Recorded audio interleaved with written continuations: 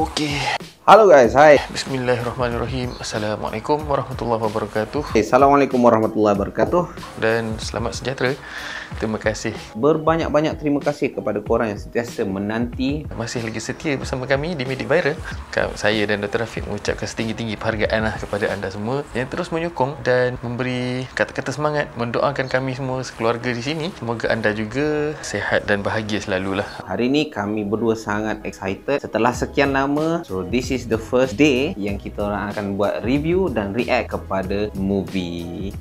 Demi untuk mengisi keboringan anda di rumah masa musim kawalan pergerakan ni, kami cuba juga usaha untuk hasilkan at least satu video reaction lah. Ni mungkin boleh katakan first time lah kot untuk doktor bekerja di rumah kan. So movie apa kita nak react ni? Cerita apa pula? Cerita apa Rafiq? The Flu. Okay. Please report anyone with a skin rash or other symptoms immediately. What I'm trying to say It may not be easy to maintain calm in the city. All city hospitals are reporting cases testing positive for avian flu. Note the same skin rash, and other symptoms of both these cases are identical. data shows the death toll could increase exponentially. The city must be shut down. Launch Operation Clean City now. And will be segregated at the camp.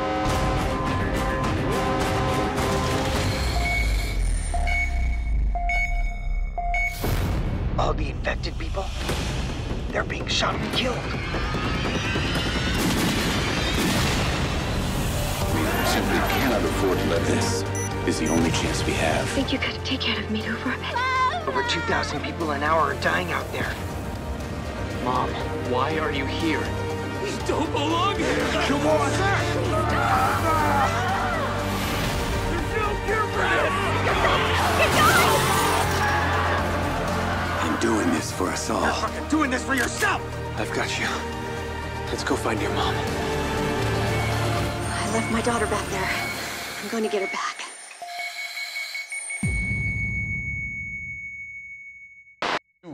Okey, bahasa Korea saya pun tak tahu apa cakap. Rafiq tahu kot? Cuba tanya. Ramai yang suggest cerita The Flu ni katanya ada kena-mengena dengan wabak yang berlaku sekarang dekat Malaysia, iaitu wabak COVID-19. Movie ni dah lama sebenarnya, tahun 2013. Tapi sebab musim-musim COVID-19 ni nampak macam ada kaitan. Ada kaitan, jadi dia timbul balik. Antara movie-movie yang timbul kan. Stop touching your face. So, kita nak buat apa hari ni? Ni kita nak cuba buat reaction serentak, tapi at the same time tak duduk bersama-sama. Kita orang tengok asing-asing lah. Saya tengok dekat tempat lain, Dr. Kamal tengok tempat lain. So, masing-masing sendiri-sendiri lah. Sebab musim PKP ni, so dimaafkan sebab kita dah cuba nak try macam-macam software lah apa semua, tapi ada isu keselamatan pula, so tak berani lah. So, kita tengok je lah mana yang boleh tengok, review mana kita boleh review, kita share apa yang kita boleh share. Moga-moga kita semua selamat. Hopefully anda tak boring sangat. Dan satu pesanan juga kepada korang, bagi anda yang belum lagi subscribe channel kami di Medic Viral, sila berbuat demikian sekarang. Tekan button subscribe dan tekan button loceng. Jangan lupa untuk like video ni, share kepada kawan-kawan yang lain, dan ajak diorang untuk subscribe sekali channel Medic Viral, supaya anda tak akan terlepas lagi video-video yang menarik, konten-konten yang berkualiti dan konten-konten yang berinformasi daripada Medic Viral. Okay, thank you. Oh, sebelum tu, spoiler alert. Kita nak buat review sekali. So, spoiler alert, spoiler alert, spoiler alert. I left my daughter back there. I'm going to get her back.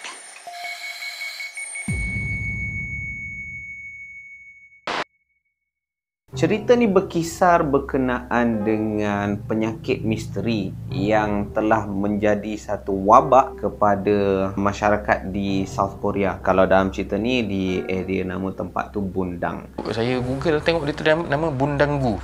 Ke salah sebut? Dia satu distrik, satu daerah yang luas sikit daripada Bandar Seoul, lebih kurang dalam 50 ke 20 km kot. Dia ke bahagian selatan sikit daripada pusat Bandar Seoul. Secara realitinya dia adalah bandar buatan yang terbesar. Biasanya bandar ni dia terjadi secara organik kan. Dia tempat sungai, laluan sungai, penempatan datang dan berkembang jadi bandar. So tapi bandar dekat Bundang ni, dia satu bandar yang terbesar, bandar buatan, dan bandar ni mainly dia punya aktiviti ekonomi dia supply ataupun manufacturing produk-produk IT. Mungkin produk teknologi kot, saya tak pastilah.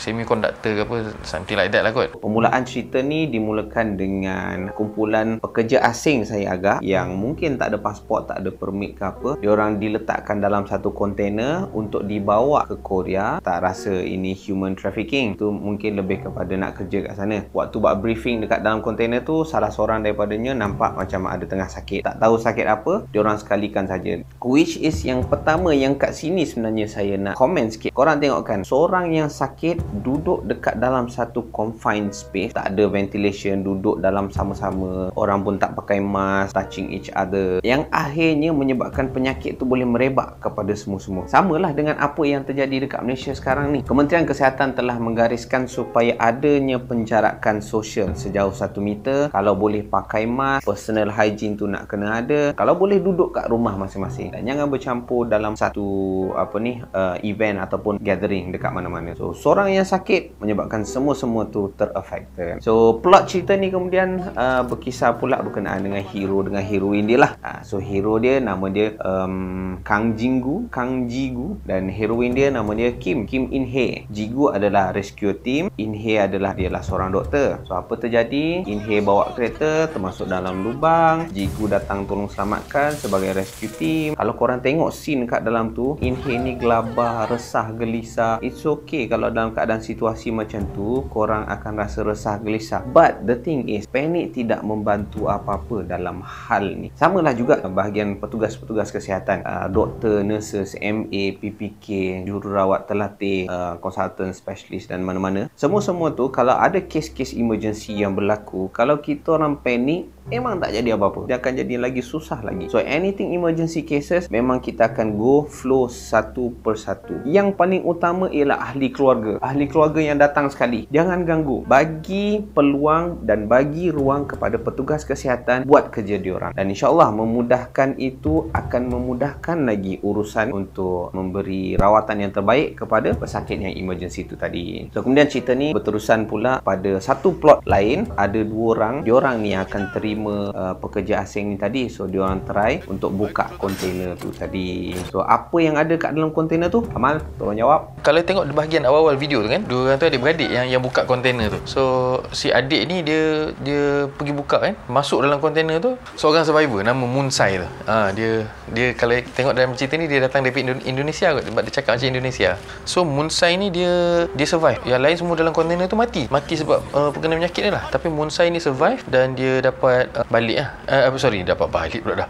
Dia keluar dan masa pergi buka pintu kontainer tu, Munsai ni pergi pegang kan. So kemungkinan berlaku transmission, pemindahan jangkitan lah dekat situ. Dia dah mula dapat simptom-simptom awal masa dia nak balik daripada tengok kontainer tu kan. So dia sakit, dia rasa macam ill lah, demam, start ada semua. So dia pergi kat farmasi tu kan. So dekat farmasi tu problem dia, tengok dia batuk, dia bersin tu kena dekat budak tu, kena dekat cashier tu, kena dekat budak sekolah tu. Mak dia pergi cium budak tu, menyebabkan virus ni cepat pergi merebak. Mungkin daripada droplet jugalah, macam yang kejadian COVID-19 ni. Watch as those tiny neon droplets fly out in slow motion. Our producer, under a black light, is splattered. Look at this. Potential germ splatter from that sneeze all over his body. So this is why it's so important. It's so important to cover up when you sneeze. So sebab tu ada juga orang yang cakap kan, adakah cerita The Flu ni meramal kejadian COVID-19 ni sebenarnya. Dan macam tu juga orang cakap dekat movie Contagion lagi satu kan, adakah movie tu dah meramal kejadian coronavirus. Don't talk to anyone, don't touch anyone, stay away from other people. Get back in your car. We're not sick. So anyway, tengok kita tak sedar pun kita pegang muka kan. Stop touching your face. So dia tunjuk lah dalam awal-awal tu, dia spread tu macam mana dengan cepat, and then kemudian dah jadi dia punya complication tu makin jauh kan. Dekat wedding pun jadi orang jatuh, kat tengah jalan, dekat dalam bas orang tu batuk-batuk. Sebab tu kita tak tahu. Itulah tujuannya macam sekarang ni kita tengah lalui fasa peraturan pergerakan, kawalan pergerakan ni. Sebab tak nak bagi spread macam ni lah. Virus ni dia tak berjalan sendiri, dia bukannya ada kaki macam kita berjalan merata-rata, dia nak pergi dia pergi kan. Dia menggunakan host. Kita ni dah jadi kenderaan untuk dia, untuk virus ni. In order untuk berhentikan rantaian infection ni, kita kena stop kereta kita ni, kena stop kereta virus ni, supaya virus ni tak boleh pergi mana-mana, dia akan mati sendiri.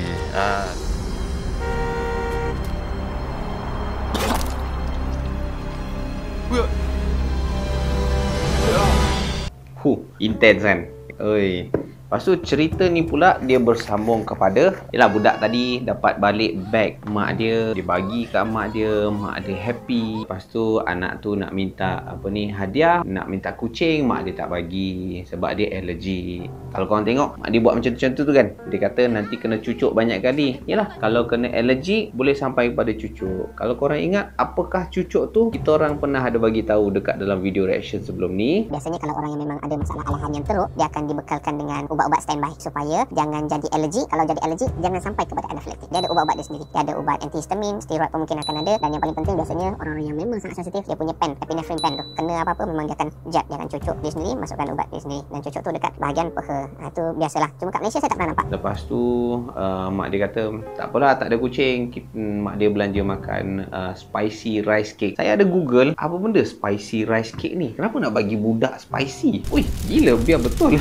Budak-budak bagi makan pedas. Tapi tak tahu memang culture Korea macam tu. Saya pun tak tahu. Saya tak sempat nak habis study lagi berkenaan dengan culture Korea. Tapi mak dia buatlah spicy rice cake tu. Saya Google spicy rice cake tu ialah apa panggil tteokbokki, something macam tu lah. Tapi nampak macam sedap lah. Mungkin satu hari nanti kita akan rasa, kita buat reaction pula makan tteokbokki. Siapa okey? Angkat tangan.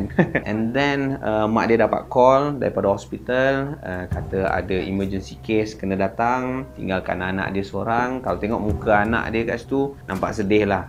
Tapi sebenarnya anak tu dah jadi macam benda-benda sedih dalam seharian dia tu, dia dah jadi macam tak apalah, pergilah, it's okay, tak apa. Macam tu. Kadang-kadang benda tu akan jadi isu besar waktu besar. It's okay sedih, tak ada masalah sebenarnya sedih. Tapi as a parent, lepas pada dah settle pun semua tu, kena jumpa balik dengan anak, duduk sit down sama-sama dan explain kenapa dia terpaksa pergi. Dia kena tolong orang, ada orang yang dalam kesusahan, ada emergency. So you have to explain. Sebab anak tak faham, especially lagi kecil-kecil. So once anak faham, setiap kali ibu dia pergi hospital, dia kata, ibu tak apalah, pergilah hospital, selamatkan orang, I'm proud of you. So kena explain lah, supaya nanti besar tak adalah jadi macam dulu kecil-kecil mak asyik tinggalkan saya je, bukan reti nak sayang kat saya. Dah kita sebagai parent tak berhenti nak explain lah, ambil masa explain kat anak biar anak faham. Memanglah struggle sikit lah, memanglah ambil effort sikit, tapi tak apalah, because you make a choice to become a parent. Jadilah parent yang sebaiknya. So apa jadi dekat hospital, ada satu pesakit, dan kalau korang tengok kat situ, dia kata masuk sebagai FUO. FUO adalah short form kepada fever of unknown origin, demam tapi tak tahu puncanya daripada apa.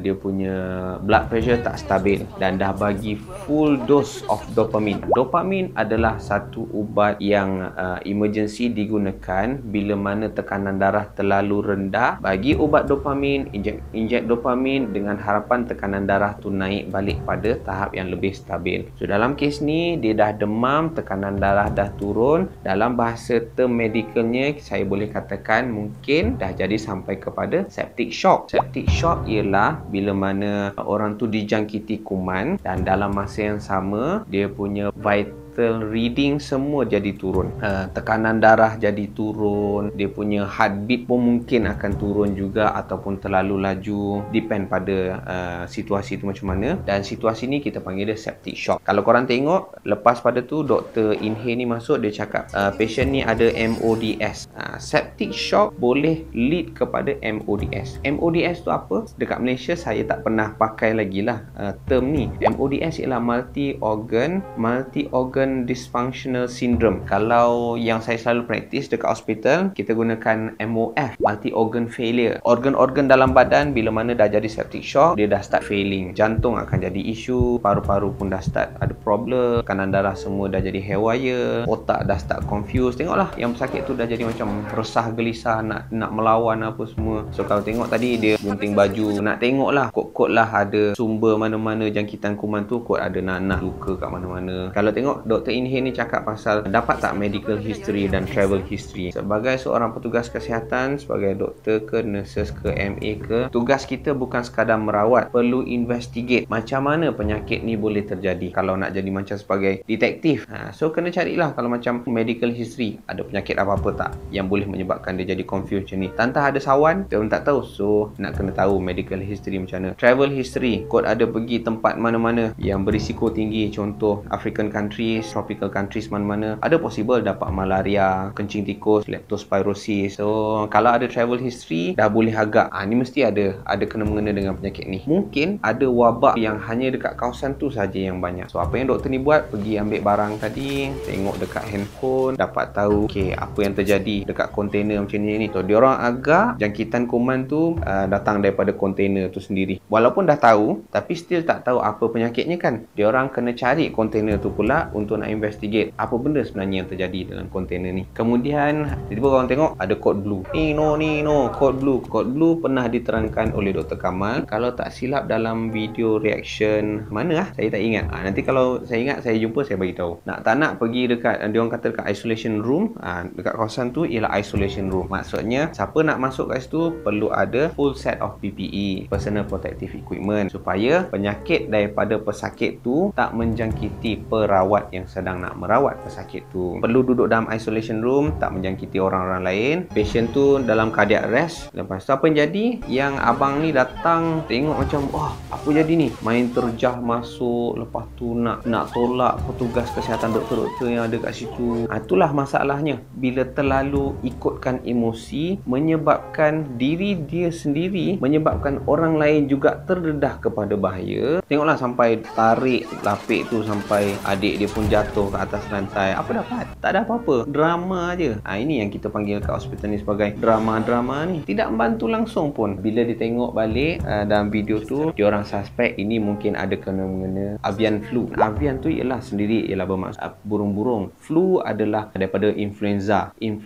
type A yang menjangkiti burung, menyebabkan jangkitan juga kepada manusia. Kes tu kes yang sangat rare. Kalau korang pernah dengar H1N1, H5N1, virus-virus ni boleh bermutasi, boleh ubah bentuk dia supaya sesuai kepada tempat dan persekitaran dan sesuai untuk dia menjangkiti benda-benda lain. Macam dalam kes ni biasanya penyakit ni hanyalah untuk burung sahaja, tapi masa-masa tertentu bila bermutasi boleh menjangkiti pada manusia juga. Samalah juga dengan COVID-19 ni. Asalnya daripada binatang saja, ada kemungkinan besar dia bermutasi dan menjangkiti manusia pula. So lepas tu ni cerita pasal mirror tadi. Mirror cermin ke apa? Saya google juga.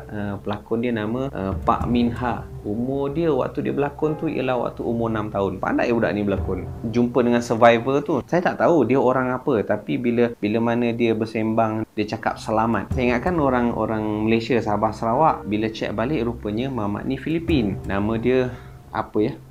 Laren Aventrada. Apa dia kata? Selamat, kau ni baik sangat. Selamat baik-baik menaman. Sampai macam tu lah. Saya dengar perkataannya macam tu, tapi sebenarnya benda lain lah dalam bahasa Filipino. Mira ni tadi tolong Monsai ni tadi bagi makanan. Ada possibility duduk dekat, tak ada pakai mask protection apa-apa. Ada possible Mira ni boleh dijangkiti kuman. Mira. Your name Mira? My name is Monsai. Monsai.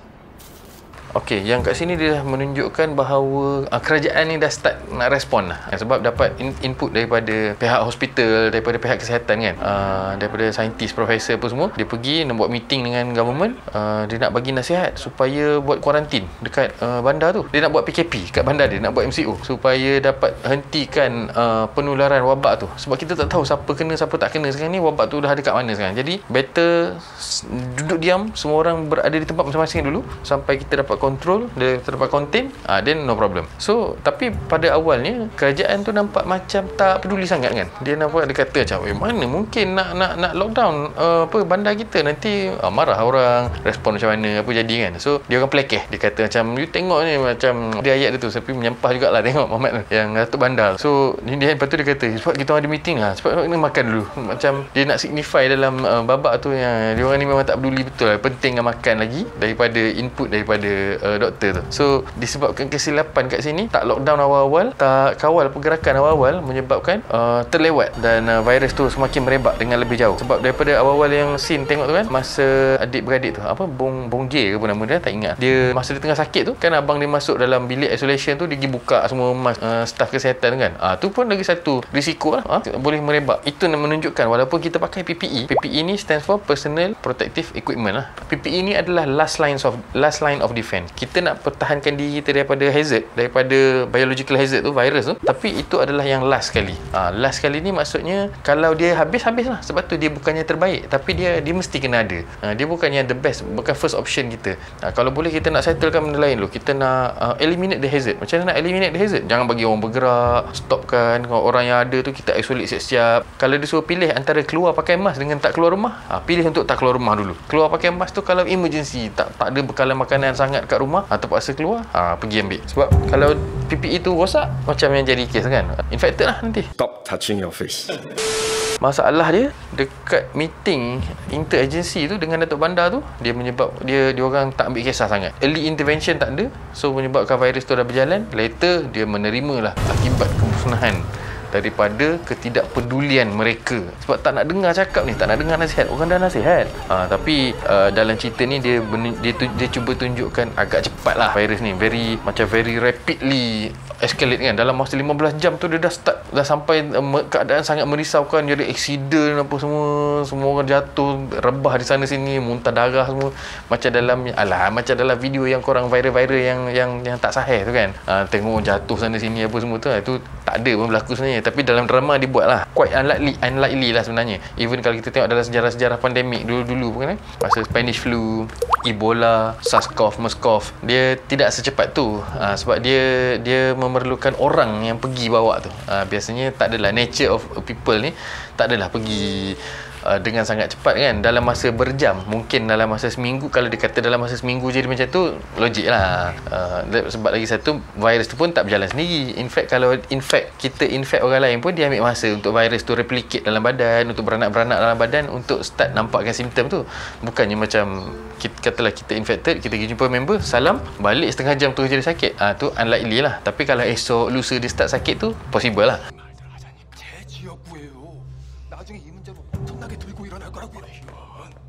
So kalau korang tengok dekat dia punya ahli politik tu, yang paling aku geram sekali, ada politician tu cakap, dia kata kita akan kehilangan undi. Ya Allah, boleh fikirkan pasal masalah undi kalau buat announcement yang menyebabkan panik ke apa-apa. Nampak tak betapa selfishnya pemikiran-pemikiran macam ni. Tak boleh lari lah. Memang aku tengah geram lah dengan boleh pula cakap macam tu. Oh my goodness, memang unacceptable betul lah. Memang tak boleh diterima. End up, so dia pun buat pengumuman kawasan kita sedang dilanda wabak avian flu ni, semua akan di lockdown. Minta semua bertenang, sila balik ke rumah masing-masing. Once dia announce je benda tu, semua orang pun panic buying. Sama je lah macam kat Malaysia kan. Tiba-tiba semua orang pun gelabah mencari barang sana sini. Yang kalau beli roti, tengok ada video kan, orang satu orang ambil 3, 4, 5, 6 roti satu orang.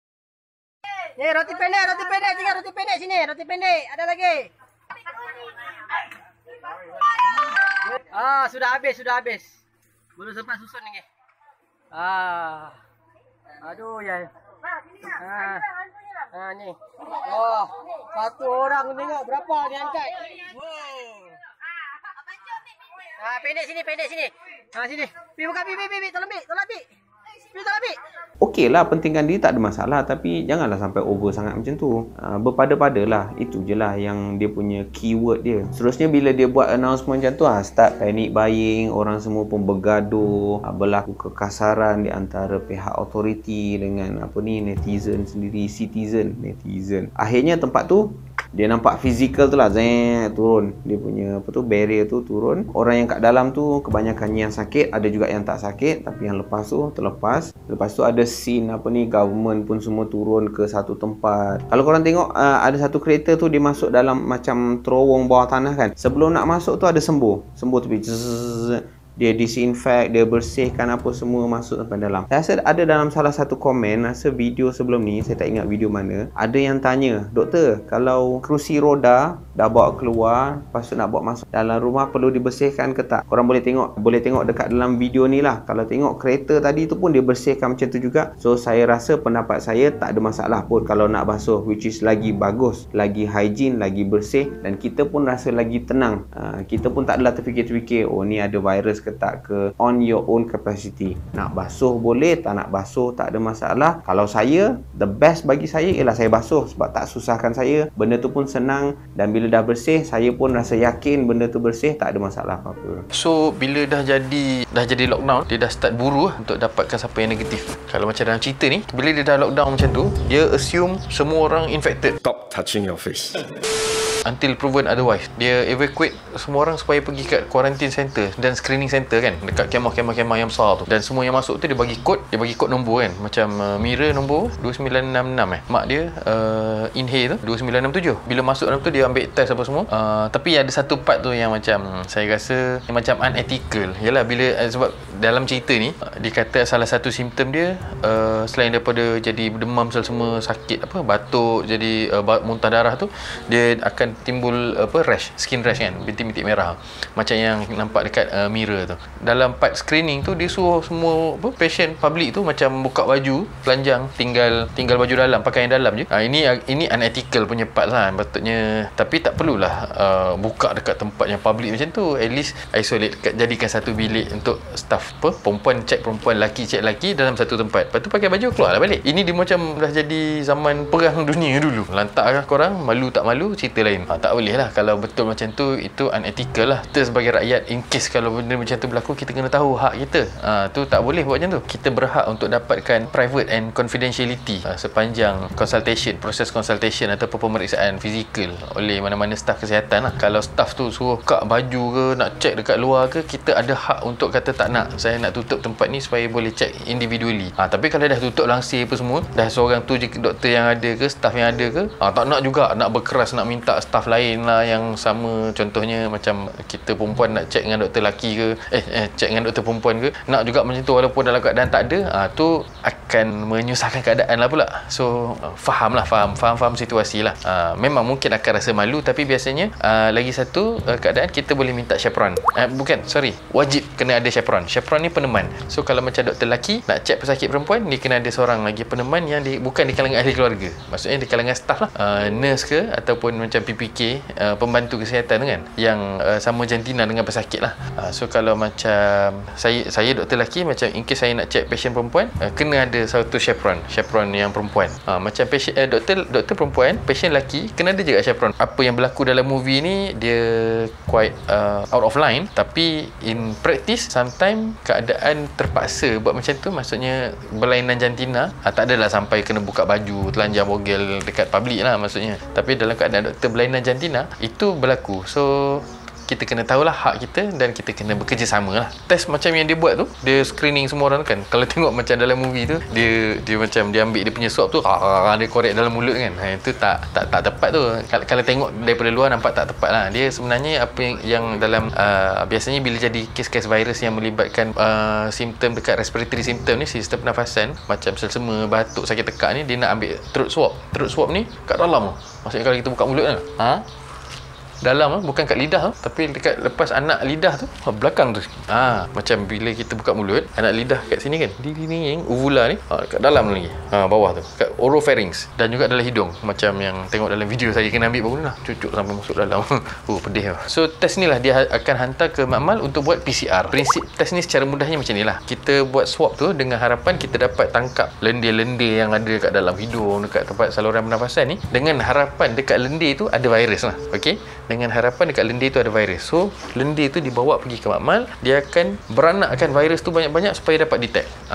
So kenapa kadang-kadang kita buat test negatif? Contohnya kalau buat test terlalu awal, kita baru je infected daripada kawan kita kan, virus baru masuk, mungkin virus tu tak beranak lagi kat dalam. So bila kita ambil sampel, katalah contohlah virus tu duduk kat hidung kanan, kita ambil dekat hidung kiri, memang kat dalam tu dia bersambung juga, cumanya virus tu tak beranak lagi, so tak dapat cache virus yang sebenar, so keluar result negatif contohnya kan. Itu menerangkan kenapa kadang-kadang test ni kita tak boleh buat terlalu awal, ataupun untuk orang yang tak ada kena jangkitan, tak ada virus, macam mana nak detect kan. Lepas ambil test hari ni, esok dia infected, tiba-tiba sakit, kemudian dah test kemudian kali kedua tengok positif, dia tak boleh nak cakap hari tu saya test negatif. Yalah, mula-mula negatif, yang mula-mula tu dia reflect apa yang berlaku sebelum tu. Kalau mula-mula test negatif, lepas tu baru dapat kuman tu, dia akan ada lah juga kan. So dalam keadaan sekarang ni, dia terpaksa assume semua orang infected. Lagi satu masalahnya sebab kita tak tahu orang yang negatif, mungkin orang yang tak ada simptom boleh jadi carrier. Macam sekarang lah kat Malaysia ni, kita tak tahu, mungkin orang tu macam saya pun pernah jumpa patient yang tak ada simptom pun tapi test positif.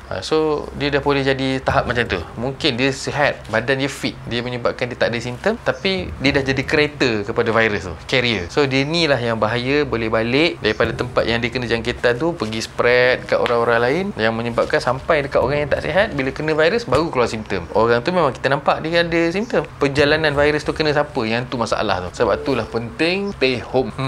You stay home for us, we stay at work for you. Bila macam dalam movie tu tunjuk kan, dia kumpul semua orang yang dia assume sebagai infected ni, daripada elok-elok orang tu dekat rumah, dia pergi duduk dekat pusat kuarantin, pusat screening dia. I mean mass semua orang, bukan orang yang suspect je. Bila buat macam tu, silap-silap daripada tak infected jadi orang infected, daripada orang tu tak kena, spread tu jadi lagi besar, dia jadi mass gathering lah kat situ. So itu antara mungkin kesilapan lah. So lebih baik sebenarnya duduk kat rumah. Tapi macam mana nak control crowd kan, sebab orang tengah panik masa tu kan, orang nak keluar apa semua, dia lockdown, dia macam nak tembak orang semua. So masalah kat situ. Tapi sebenarnya lebih baik duduk kat rumah. Kalau nak screen pun screen orang tu kat rumah lah, tak perlulah kumpul sampai duduk dekat pusat kuarantin ni berhimpit-himpit, bersesak-sesak. So ada satu orang komplain kan kat dalam tu, dia kata macam mana kat sini kebersihan tak terjaga, air semua tak bersih, tandas semua berebut. Masalah juga nanti. Betul lah, dia memang dia ada point, betul point dia tu cakap. Tapi tentera tu tak faham kan, dia dapat arahan. So tentera tu cakap no complain, jangan complain, kalau complain siap.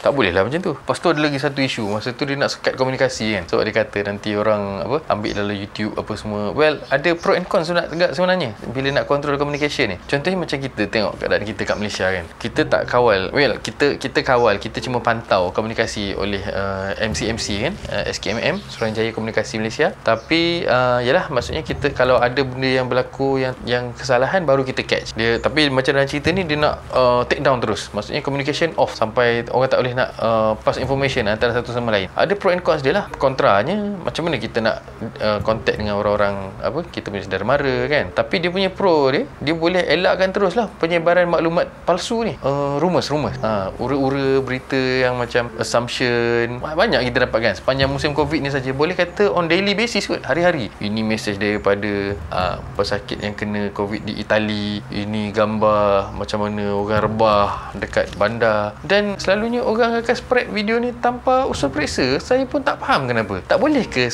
ada timbul sekelumit perasaan nak tahu dulu dalam diri tu, yang macam bila dapat mesej ni, is this true? Tak tanya je, is this true? Kat mana nak check? Sebab even if it's true, you tak spread video tu cepat-cepat kepada orang lain, it doesn't cause any harm. Dia tak menyebabkan bahaya pun. So just keep it to yourself first. Kalau dah confirm, spread lah nak spread. This is not a competition. Kita bukannya compete siapa spread berita dulu ni. Even kalau you buat selama ni pun, you jadi orang yang pertama spread cerita dekat you punya family kan, you tak dapat award apa-apa pun, tak dapat anugerah apa-apa pun, you tak dapat pujian apa-apa pun. Kenapa nak kena berebut kan? Kita tak faham yang tu. So bila dapat berita, make sure sahih dulu, make sure dia betul dulu, baru boleh spread. Contohnya dapat surat, dapat orang forward PDF, apa nama, kerajaan kata bahaya ni, apa nak buat? Instead of spread cepat-cepat, at the same time kita double check dulu dengan orang-orang tertentu lah. Tak perlu spread macam post dekat public, post dekat Facebook, betul ke ni? Tapi dia post kan, forward dalam group, betul ke ni? Itu alah, tahu kan sebenarnya nak forward kan, nak share, tapi sebab takut bersalah, buat tanya kan. Kalau betul nak tanya personally, PM personally, tanya orang-orang yang penting saja. Sebab contoh macam orang yang kerja dekat SKMM saja, kalau tak dapat, tak ada contact, email kat dia orang. Tak apa, bukan you seorang, mungkin ada orang lain yang memang ada kontak dengan orang dalam orang-orang tertentu, authority ni, boleh tanya kan. Kalau tak sure, tanya polis lah. Kalau tak sure juga, call SKM, boleh call, tak ada masalah. Tak perlulah forward dulu. Lepas tu bila orang counter balik, kata oh ini mesej palsu, maklumat ni palsu. Lepas tu cover balik, oh saja je nak check, nasib baik check, padahal dah forward dah dalam grup kan. Itu tak betul. Rasa geram juga kadang-kadang information macam ni yang menyebabkan kita susah, buang masa banyak nak kena explain balik. Padahal kita daripada kita buang masa nak explain balik, kita boleh buat banyak lagi benda lain. 사상 초유의 분당 격리 조치를 문제는 이 격리 조치가 이 방역 소독을 실시하고 있지만 아니 뭐 서울의 바이러스 에 대한 찬성이거든. 한 35%에 Kalau tengok kat media tadi, media pun cakap apa ni 35% yang bersetuju dengan lockdown ni. Ada orang risau penyakit tu akan merebak ke Seoul. Dia adalah satu tindakan yang boleh diperdebatkan. Macam kat Malaysia, apa yang kita buat sekarang ni PKP, kita kuarantin dekat rumah masing-masing. So dia tidak dekat dalam satu camp ataupun satu tempat yang orang semua sama-sama dekat situ, lock, tak boleh ke mana-mana, sakit ke tak sakit ke memang ada kat situ. So ada possibility infection tu boleh jadi macam banyak bergerak. Inilah isunya. Saya tak tahu dia punya perancangan macam mana. Sepatutnya dalam nak buat perancangan keselamatan macam ni, perlu adanya tim daripada bahagian kesihatan, bahagian yang arif bagaimana penyakit ini boleh merebak. Betul, memang kita kena halang daripada merebak keluar, tapi adakah dengan lockdown dan semua orang duduk dekat dalam satu tempat tu adalah tindakan yang terbaik, paling selamat sekali? So faham je dia ada beberapa faktor. Faktor kerajaan perlu nak tengok keselamatan daripada seluruh rakyatnya. Faktor daripada kesihatan, bahagian kesihatan pula untuk nak tengok supaya tak merebak lagi kepada ramai orang lagi. So dia ada banyak faktor dekat situ. Sepatutnya dua-dua ni haruslah bukan bergabung tenaga. Dua-dua agensi ni sepatutnya bekerjasama untuk saling faham, memahami apa situasi sekarang dan menentukan apakah keadaan dan tindakan yang terbaik untuk semua orang. Macam itulah. Termasuklah juga dengan jabatan-jabatan lain. Kadang-kadang kita tengok ada je yang jabatan-jabatan lain cuba juga nak take part dalam isu menangani wabak COVID-19 ni, akan tapi bukan buat dalam kapasiti dia sendiri, buat mengikut apa yang dia rasa inilah yang terbaik, tanpa consult ataupun tanpa ambil nasihat ataupun pandangan daripada yang sepatutnya. Itu yang jadi itu yang jadinya pergi sembuh tepi jalan. Saya tak nafikan tindakan tu adalah tindakan yang baik, cuba nak disinfect, akan tapi tindakan tu sendiri adalah sangat membazir dan sangat merugikan. Akan tapi saya puji akan sikap dan tanggungjawab rasa nak buat sesuatu tu. Cumanya perlukan jalan yang betul, perlukan pandangan dan nasihat orang yang betul, dan perlukan panduan yang sebaik-baiknya. Itu sahaja. Oh, yang part ni yang dia nak buat tu kan, yang dia nak ambil serum, nak ambil antibody. Sebab baru jumpa Munsai kan, Munsai tu dia survive, bermakna badan dia dah berjaya melawan virus tu. So virus tu masuk badan dia produce antibody untuk lawan virus tu. Maksudnya badan dia dah ada antibody lah. Problemnya sekarang antibody ni tak sama antara virus-virus lain, dia spesifik. Jadi kita nak kena ambil, tengok dulu rupa dia macam mana, apa coding dia, macam mana function dia react dengan protein apa, dia react dengan reseptor macam mana. Macam tu. So dia bukannya semudah macam kau dah sihat kena virus kan, mai aku cocok darah kau sikit, aku masuk kat darah aku. Bukan macam tu.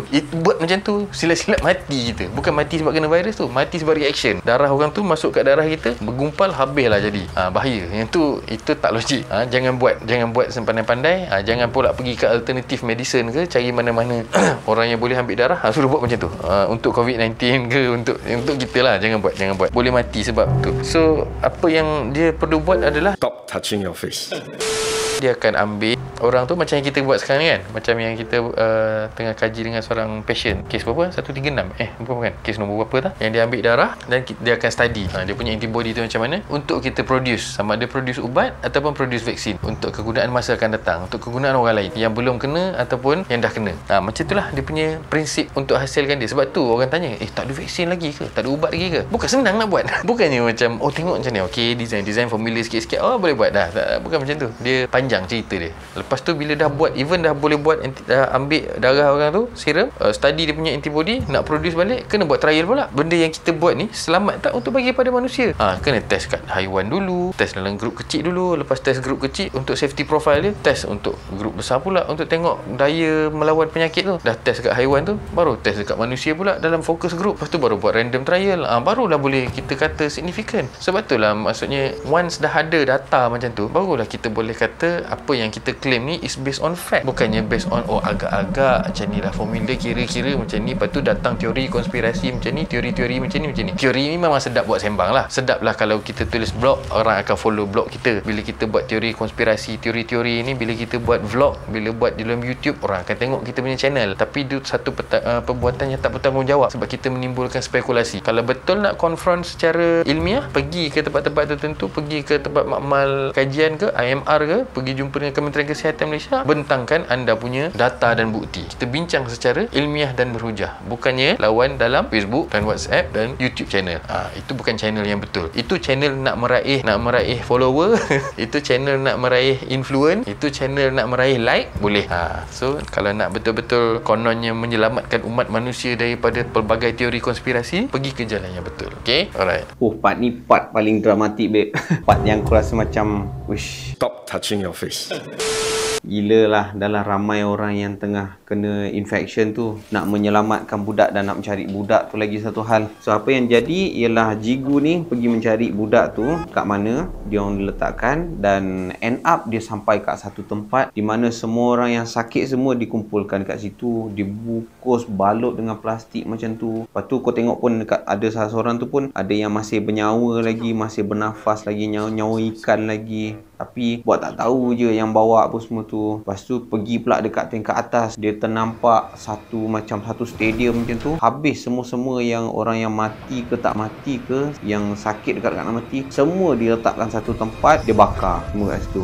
Lama, itu satu tindakan yang sangat tidak berperi kemanusiaan. Dan saya rasa lah, saya tak tahu, saya terfikirkan, apa yang saya terfikirkan ialah kerajaan, Kementerian Kesihatan selalu buat pengumuman dekat macam-macam lah, social media, dekat TV, dekat radio, bagi tahu kluster-kluster tertentu yang kata macam anda yang mempunyai tanda-tanda macam ni, ataupun yang pernah join kepada mass gathering dekat sini, contoh macam baru-baru ni Ijtimak Tabligh apa semua dekat Seri Petaling, lepas tu dan yang seumpamanya, mana-mana yang ada close in contact apa semua tu, kadang-kadang dia orang susah nak ke depan. Adalah tak semua, ada sebahagian yang susah nak pergi untuk merelakan diri untuk disaring, untuk buat saringan, tengok ada masalah ke tak. Yang saya nampak diorang jadi macam takut nak ke depan, mungkin sebab macam ni lah, sebab adanya cerita-cerita macam ni.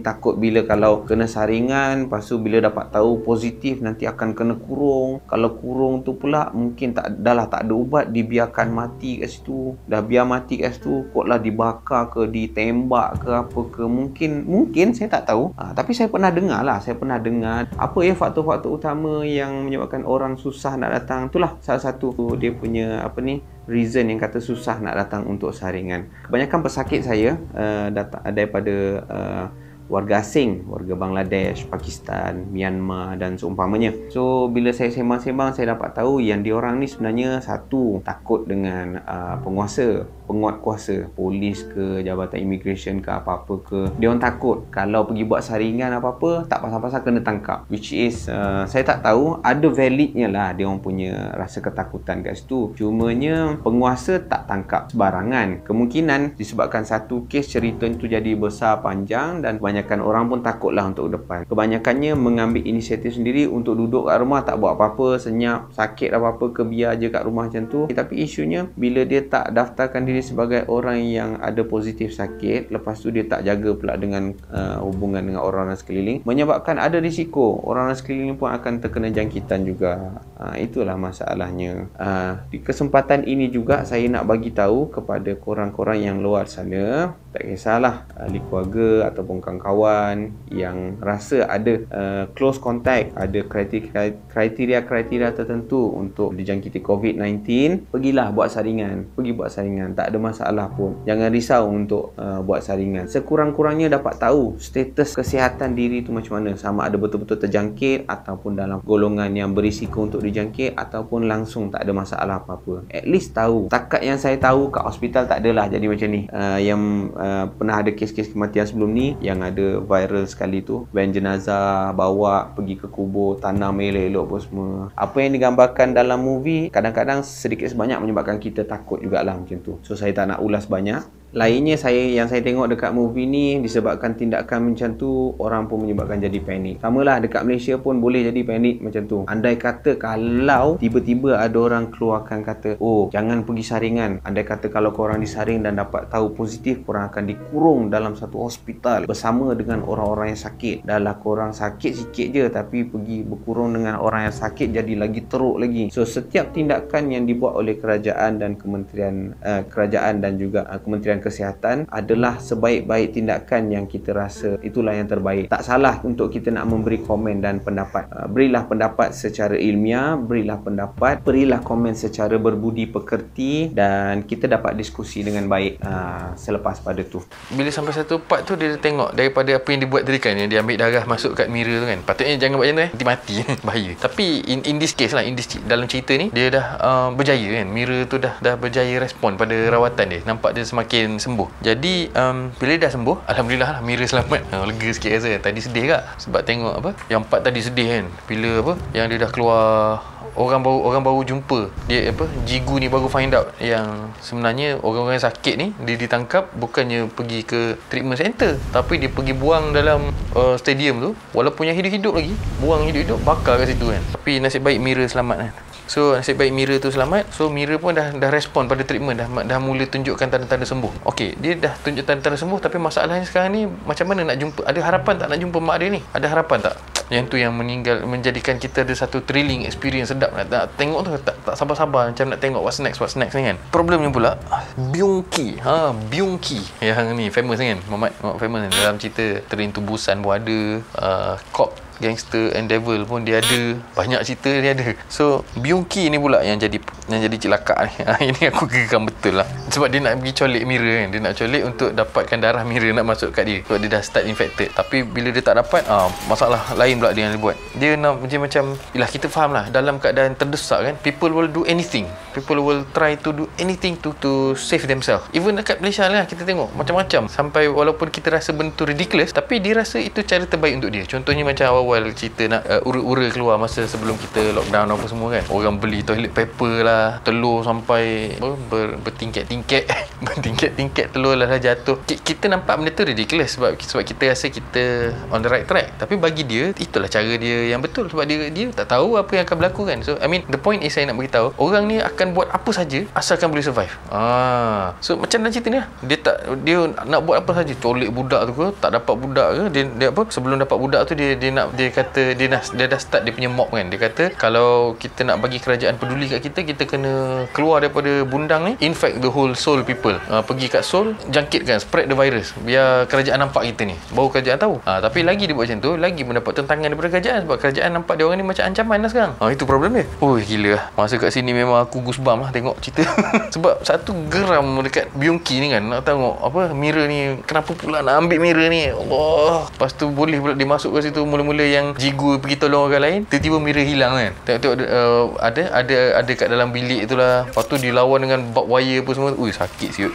Masa tu berdebar gila, lagu dia pun mantap gila, tak sabar-sabar nak menunggu. In the end yang bila sampai dia berjaya selamatkan Mira, and then Dr. In-hye tu, Dr. Kim In-hye tu, dia dapat tahu yang anak dia dah sembuh dan boleh ada possibility nak produce virus, sebab Moon-sai mati kan. Moon-sai mati sebab kena bunuh dengan celaka yang nak bawa masuk imigran. Dah lah bawa masuk imigran, itu dah melanggar undang-undang. Lepas tu orang sakit dia pergi spread pula. Tu orang ada harapan nak hasilkan antibody, dia pergi bunuh pula. Celaka betul ni, perangai macam haram ni. So bila dah Dr. In-hye tahu yang Mira boleh dah mula sembuh dan ada harapan nak hasilkan antibody, nak kena yakin trainkan pegawai-pegawai ni lah kerajaan ni. Oh, masa yang scene dia baru nak dapat jumpa tu kan, yang dia lari tu cross line orange tu. Ui, menangis babe aku.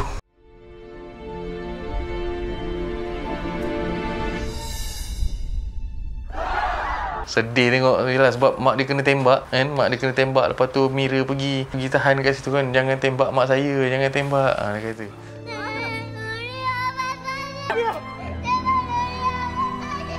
Menangis tau. Ni pun rasa tak menangis lagi.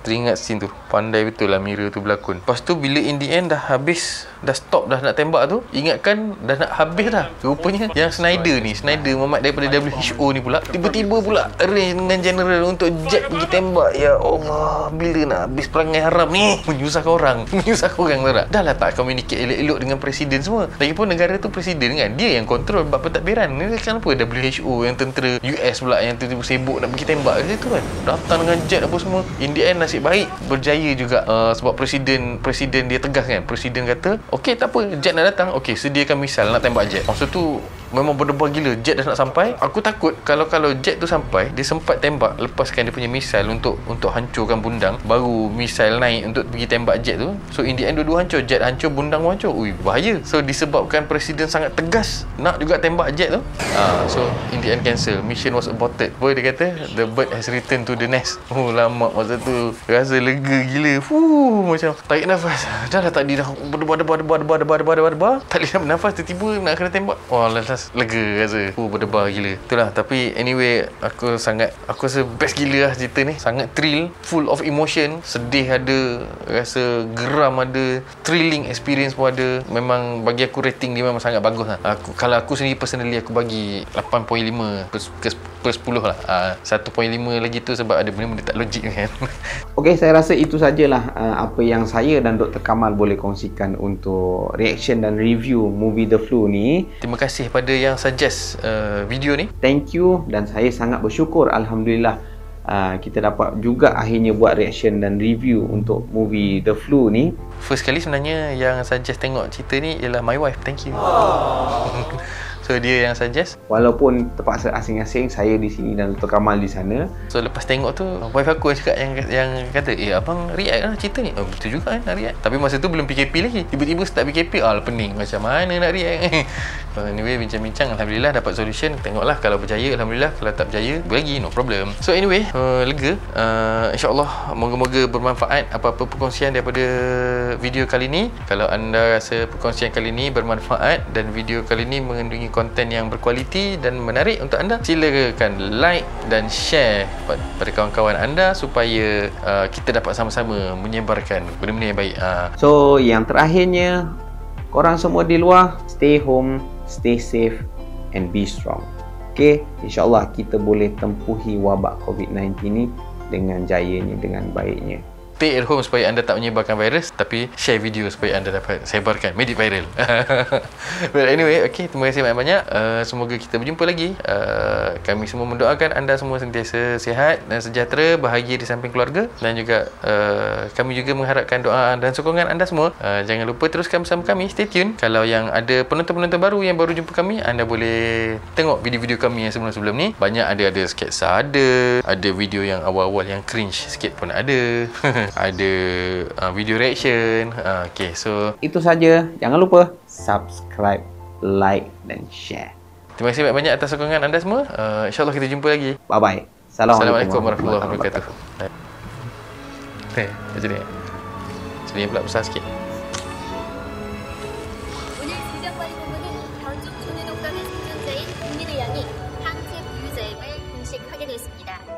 정부는 곧바로 치료제와 백신 개발에 착수했으며 격리 상태 분당 시민들에게 우선 공급할 것을 약속했습니다.